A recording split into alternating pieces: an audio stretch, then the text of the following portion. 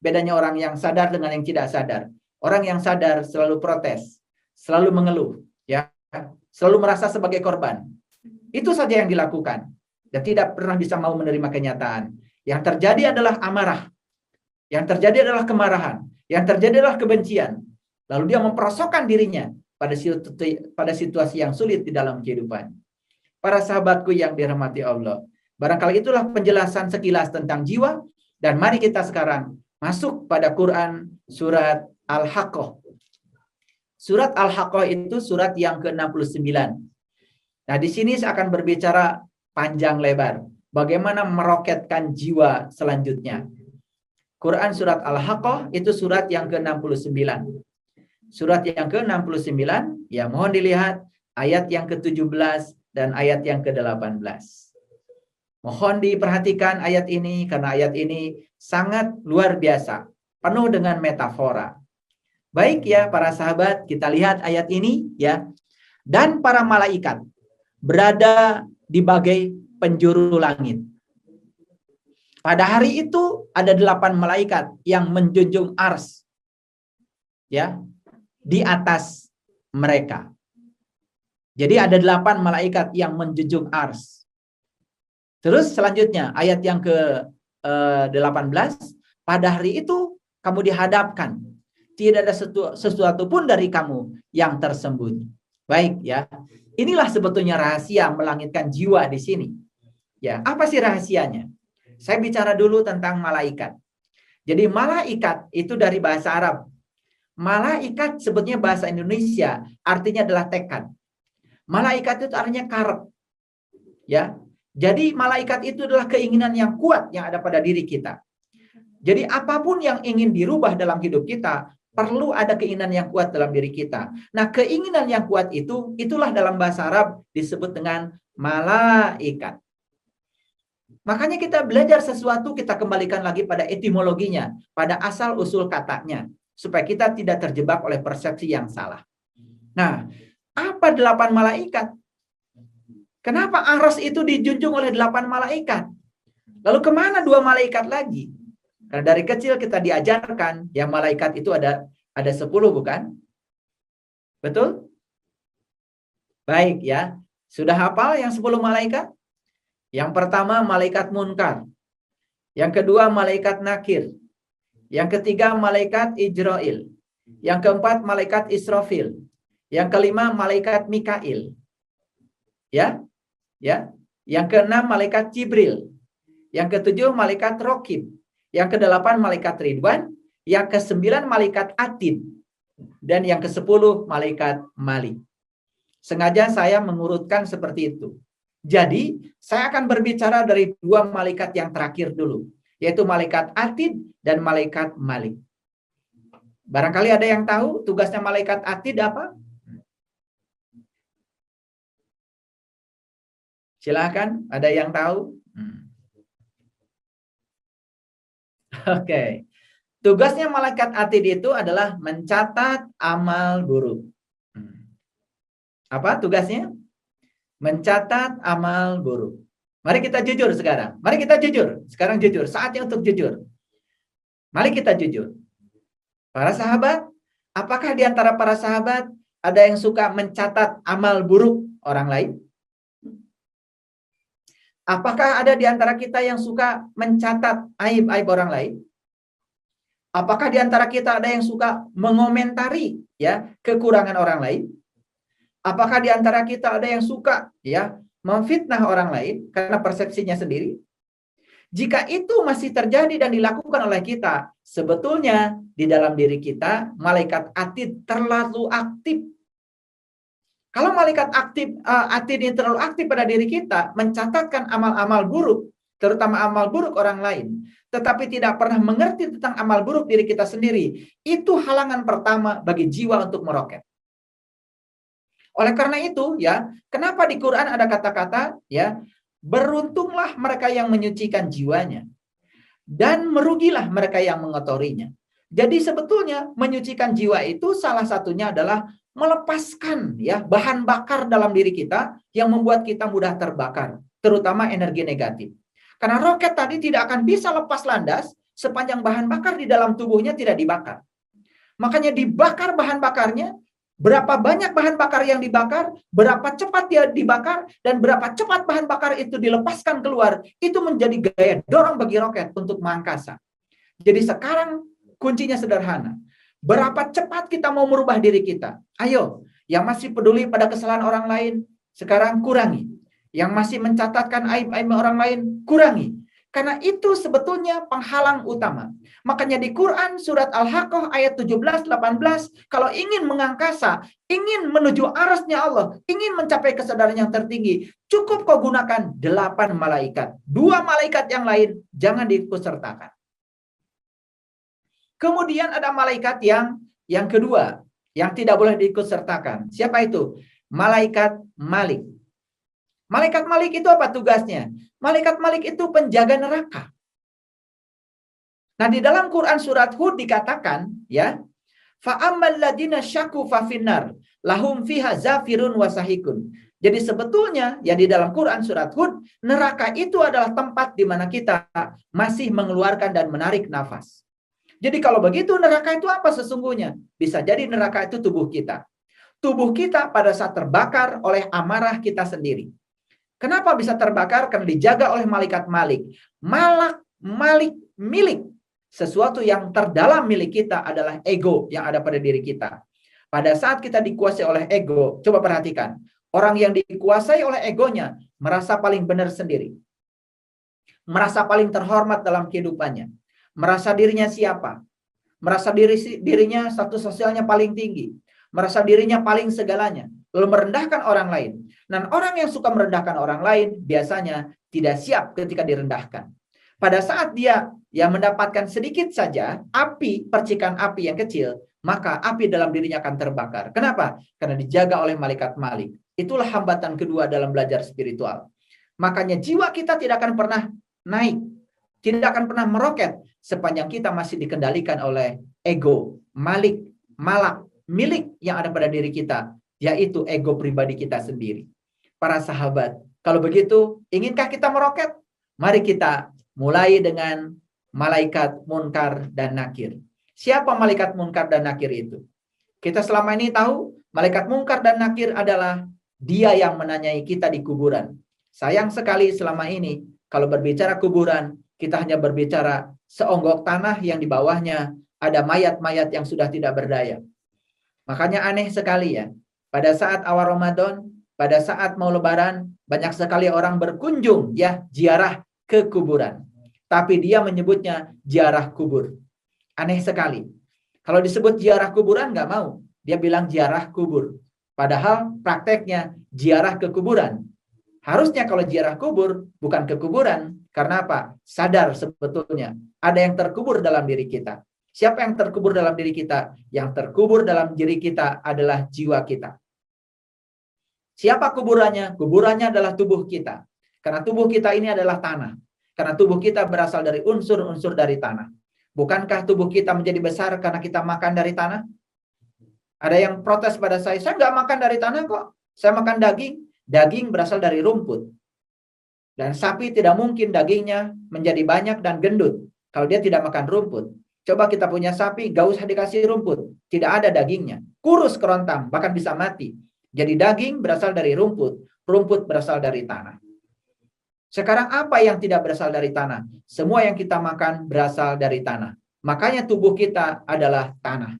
Makanya dalam Quran dikatakan tubuh kita diciptakan dari tanah. Bukan seperti genteng ya, dicetak seperti itu. Tapi prosesnya adalah lewat makanan, lewat tubuhan. Makanya kita harus belajar berterima kasih pada unsur-unsur semesta yang telah menjadikan tubuh kita membesar. Para sahabat, tidak ada satu butir nasi kalau tidak ada tanah. Tidak ada satu butir nasi kalau tidak ada air. Tidak ada satu butir nasi kalau tidak ada udara. Tidak ada satu butir nasi pun kalau tidak ada api. Oleh karena itu maka apinya berasal dari matahari. Pertanyaan bagi para sahabat semuanya. Kalau pada saat kita makan, pernahkah kita berterima kasih pada seluruh ya daya sambung semesta yang telah menghadirkan satu butir nasi? Bayangkan, utang budi kita itu banyak sekali. Kita punya utang budi pada tanah, kita punya utang budi pada air, kita punya utang budi pada udara, kita punya utang budi pada matahari. Pernahkah kita berterima kasih pada matahari? Saya pernah mengajarkan seseorang untuk berterima kasih pada matahari sebelum kita makan. Karena kalau tidak ada matahari, tidak ada satu butir nasi pun. Dan tidak ada yang bisa kita makan. Apa katanya? Wah, aneh. Masa berterima kasih pada matahari? Karena kita selama ini diajarkan untuk melihat semua benda-benda di semesta ini seakan-akan benda mati. Padahal semua benda angkasa ini adalah energi. Makanya seperti kata Nikola Tesla, pandanglah semesta ini sebagai energi. Pandanglah semesta ini sebagai vibrasi. Pandanglah semesta sebagai frekuensi. Maka kamu akan melampaui kebanyakan orang. Selama ini kita hanya memandang yang namanya materi adalah materi, benda mati. Padahal setiap materi tersusun oleh atom. Dan setiap atom itu ada yang hidup yang bernama elektron. Kalau tidak ada elektron yang mengelilingi inti ya di dalam atom, tidak ada ikatan kimia antar molekul. Kalau tidak ada ikatan kimia antar molekul, tidak ada yang namanya padatan. Termasuk tubuh kita. Bisa hebat seperti ini karena ada ikatan molekul antar atom. Ikatan molekul antar molekul. Atom-atom itu mengikat diri ya menjadi molekul. Molekul mengikat diri menjadi padatan. Tumbuhlah tubuh seperti ini. Subhanallah. Sebetulnya kita ini banyak sekali utang budi. Oleh karena itu banyak sekali yang tidak pernah sadar ya, karena hidup penuh dengan keluhan. Hidup penuh dengan kebencian. Lalu tidak pernah menyadari betapa besar cinta kasih Allah kepada kita. Para sahabat, mari kita mulai yang pertama. Biarkan malaikat Munkar dan Nakir bertanya. Apa pertanyaannya? Man robuka? Siapa sih Tuhanmu? Sekarang saya tanya pada Pak Ibu. Ada nggak di dalam diri kita nanya, sebetulnya Allah itu siapa ya? Allah itu di mana ya? Ada yang nanya begitu? Atau tidak ada pertanyaan itu sama sekali?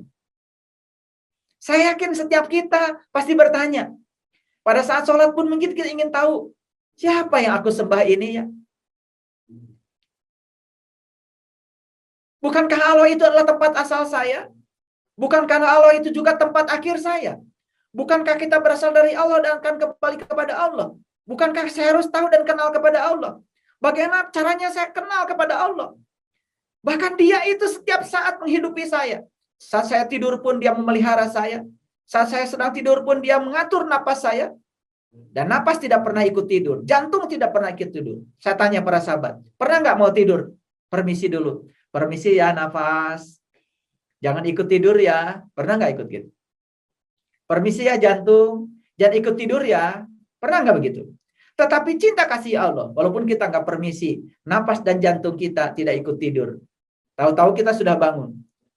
Pada saat kita tidur tidak sadar. Pada saat bangun pun tidak sadar. Semua kita lakukan dalam keadaan tidak sadar. Baik sekarang. Izinkan malaikat Munkar dan Nakir berbicara di dalam. Pertanyaannya satu. Man robuka? Siapa Tuhan? Makanya siapa yang menghidupkan malaikat Munkar dan Nakir di dalam dirinya? Saya percaya. Dia akan melakukan pencarian. Pada saat dia melakukan pencarian, dia akan menemukan bahwa proses pencarian tidak perlu keluar. Karena Allah ada bersama kita, lebih dekat kepada kita, melampaui dekatnya uratnya di leher kita. Proses pencarian Tuhan keluar hanya akan menjauhkan kita dari Tuhan. Makanya pencarian dilakukan ke dalam. Satu. Yang kedua, malaikat Ijrail. Katanya malaikat Ijrail pencabut nyawa. Malaikat Ijrail itu yang membuat kita mati. Sebetulnya para sahabat, mati berpisahnya ruhani, berpisahnya ruh dengan jasad, itu tidak perlu kita pikirkan. Karena pada gilirannya kita akan mengalami itu semua. Yang harus kita pikirkan adalah, apakah saat hidup kita ini, kita benar-benar hidup? Jangan-jangan kita sebetulnya sudah mengalami kematian pada saat kita masih hidup. Makanya ada kata-kata bijaksana, jangan pernah hidup dalam kematian, dan jangan pernah mati dalam kehidupan. Karena banyak manusia justru sudah mati dalam kehidupan. Kalau kita sudah mati dalam kehidupan, terutama mati kesadaran kita, maka kehidupan itu menjadi tidak bisa dinikmati lagi. Maka tidak sedikit orang yang dalam kehidupannya hanya berjuang untuk hidup saja sudah berat. Mencari makan, mencari nafkah, habis seluruh waktunya hanya berjuang untuk hidup. Tidak pernah ya ada waktu untuk mengisi hidup. Para sahabat, berapa banyak orang yang bisa mendengarkan kuliah seperti ini malam ini? Mungkin ada saudara-saudara kita yang saat ini masih berjuang mencari sesuap nasi. Sementara para sahabat sekarang perutnya sudah kenyang. Dan malam ini kita punya kesempatan untuk bisa mendengarkan pencerahan seperti ini. Itu yang disebut dengan karma baik. Karena kata-kata bijaksana dari para leluhur kita, untuk bisa bertemu dengan seorang guru dan bisa mendengarkan dhamma dan pencerahan dari seseorang, itu hasil dari buah karma baik kita. Kita punya tabungan kebaikan yang melahirkan karma saat ini. Karena tidak ada sesuatu yang datang secara kebetulan. Hidupkan malaikat Munkar Nakir. Yang kedua, mari kita hidupkan malaikat Ijrail. Siapa itu? Pencabut nyawa. Tentu saja kita bukan harus mati hari ini, tapi kita harus belajar mati selagi hidup. Makanya kata orang Jawa, kita harus belajar mati sakjroning urip. Makanya di Quran ada kata-kata yang sangat indah di Quran surat An-Nisa ayat 66. Bunuhlah dirimu, keluarlah dari kampungmu. Bunuhlah dirimu, keluarlah dari kampungmu, karena itu akan menguatkan imanmu. Itu perintah bunuh diri, tentu saja bukan minum baygon. Tetapi para leluhur kita mengatakan, kita harus belajar mati selagi hidup, agar saat mati kita sudah terbiasa. Nah, belajar mati selagi hidup tentu saja yang disebut dengan kepasrahan. Coba perhatikan orang mati. Orang mati pada saat dia hidup dikasih minyaknya Herme. Pada saat mati dikasih minyak doyong tidak protes. Pada saat hidup dikasih sabunnya Cetaphil. Ketika mati dikasih sabun ganduan juga tidak masalah. Karena orang mati itu sudah pasrah. Nah, kepasrahan kepada Allah itulah yang terpenting dari semua inti ajaran agama. Karena kepasrahan sesungguhnya adalah pelepasan semua hambatan-hambatan untuk datangnya cinta dan sukacita pada diri kita. Itu yang disebut dengan kepasrahan. Melepaskan seluruh energi negatif yang menghalangi datangnya cinta dan sukacita pada diri kita. Jadi pasrah bukan menyerahkan diri pada keadaan. Tapi pasrah menerima keadaan apa adanya, tetapi kita bisa melepaskan seluruh ikatan diri kita pada energi-energi negatif yang menghalangi hambatan cinta dan sukacita pada diri kita. Itulah sebetulnya yang disebut dengan pasrah. Kalau David Hawkins menyebutnya letting go, letting go. Itulah sebenarnya intisarinya kepasrahan. Yang kedua, malaikat Ijrail. Yang ketiga, malaikat Israfil meniup sangkakala. Mana sangkakala? Nih sangkakala sudah ada di sini. Dan sekarang malaikat Israfil pun sedang meniup sangkakala. Bukankah napas kita keluar masuk, gara-gara napas keluar masuk, maka kita merasakan kehidupan. Betul? Makanya orang-orang yang bijak kemudian belajar olah napas, belajar memberdayakan napas. Kenapa? Karena napas adalah intisari kehidupan. Suatu saat kalau para sahabat ada waktu, saya ajarkan meditasi. Bagaimana cara kita mengolah napas untuk mencerdaskan emosi kita. Makanya kalau kita terbiasa dengan olah napas, maka emosi kita makin lama makin seimbang, makin datar, sehingga kita bisa menerima kenyataan hidup dengan mudah apa adanya. Tidak ada protes, tidak ada keluhan. Kenapa? Protes dan keluhan hanya memperburuk keadaan. Itulah orang yang cerdas. Yang keempat, malaikat Mikail. Siapa itu? Malaikat Mikail yang menurunkan rezeki. Rezeki yang paling besar apa? Di dalam Quran dikatakan laisa alaikum junahun antab tagu fadlam mirabbikum. Rezeki yang paling besar kata Tuhan adalah aku sendiri. Jadi rezeki yang paling besar adalah Allah itu sendiri. Makanya kata-kata nikmat dalam Al-Quran tidak ada kaitan dengan uang. Kata-kata nikmat dalam Al-Quran tidak ada kaitan dengan rumah mewah, dengan mobil, dengan pangkat, dengan jabatan. Karena nikmat itu hanya diberikan pada 4 golongan. Yang pertama para nabi, yang kedua para siddiqin, yang ketiga para syuhada, yang keempat para solihin. Siapa mereka? Mereka adalah Bani Israel. Orang yang melakukan perjalanan menuju Tuhan hingga mereka bisa merasakan kehadirannya. Merasakan kehadiran Tuhan, itulah sebetulnya rezeki yang paling agung. Itulah yang dibawa oleh malaikat Mikail. Makanya malaikat Mikail sering diilustrasikan sebagai pembawa hujan dari langit. Itu sebenarnya bukan cerita hujan air. Karena hujan yang air itu bukan dari langit. Hujan air itu dari awan. Para sahabat, perhatikan. Di Quran dikatakan hujan dari langit. Sebetulnya langit itu tidak ada. Kan yang ada ruang kosong. Langit itu berbicara tentang ketinggian. Jadi hujan dari langit artinya adalah kita ketiban berkah dari Allah. Berkah yang paling tinggi dari Allah adalah merasakan kehadirannya. Itulah yang disebut dengan hujan dari langit. Kalau hujan yang fisik itu bukan dari langit. Itu datang dari awan. Bukan dari langit ya. Hujan itu dari awan. Makanya kalau kita naik pesawat berusaha untuk di atas awan. Coba kita naik pesawat kan kita lihat awan itu di bawah pesawat. Karena apa? Ya, Karena tidak mau ya pesawat itu kemudian mendapatkan goncangan-goncangan dari awan. Apalagi awan cumulonimbus ya, itu sangat berbahaya sekali ya. Itu sangat berbahaya sekali ya. Dan awan itulah sumber air hujan, bukan langit ya. Makanya kalau berbicara hujan dari langit, itu bukan cerita hujan yang fisik, tapi itulah hujan spiritual. Makanya di Quran dikatakan Robbana anjil alai Allahumma Robbana anjil alaina ma'idatan minas sama'i takunulanaid. Ya Allah, turunkan hidangan dari langitmu, yang turunnya hidangan itu merupakan hari raya bagi kami. Jadi hari raya adalah saat di mana kita ketiban hidangan dari langit. Hidangan yang paling tinggi dari langit adalah kita bisa merasakan kehadiran Allah setiap saat, di setiap ruang dan waktu. Yang kelima, malaikat Jibril. Siapa itu? Yang menurunkan wahyu. Ya, malaikat Jibril itu yang membimbing kita, meresonansi kita agar kita bisa mengerti apa maksud Allah dengan kehidupan kita. Siapapun yang mengerti dengan tujuan Allah dalam kehidupannya, maka dia akan sadar bahwa hidup bukan untuk kita, tapi hidup untuk Allah. Makanya hidup bukan untuk ciptaan, hidup untuk Sang Pencipta. Setiap pencipta membuat ciptaan untuk menyenangkan penciptanya. Makanya siapapun orang yang sadar, maka dia akan sadar, ya Allah, bagaimana aku hidup agar aku bisa menyenangkan Engkau, Sang Pencipta diriku. Karena setiap ciptaan itu untuk menyenangkan penciptanya.